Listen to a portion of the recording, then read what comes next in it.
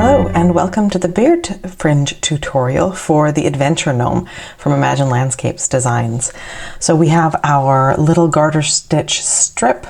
We have the front marked with a stitch marker, but also with the bobble. So I'm going to take this off now.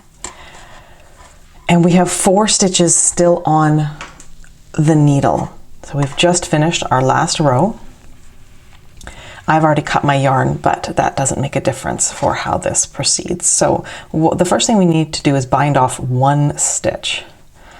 So that involves knitting 2 stitches, then pulling 1 stitch over the next. And now what we need to do is just simply cut the yarn and pull on this stitch here. So I've already cut the yarn, but if we just pull on this loop, it will eventually do what is called fastening off, where we have this, it's also called fastening off, but it secures this loop without having to bind off. So that is now secure, and we have our ends here. Then we still have 2 stitches on the left needle, and we're going to pull the left needle out, and we are going to unravel those stitches to make the beard fringe. So we have 2 live loops here. And now what we need to do is simply pull on the strand that made the knitting happen. So we're just going to pull on each of those as we go.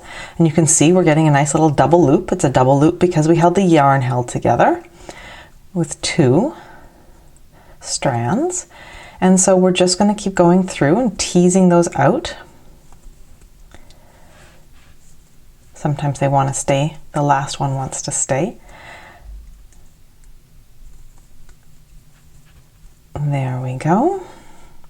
So that's all we're doing, is we're just dropping down that fringe.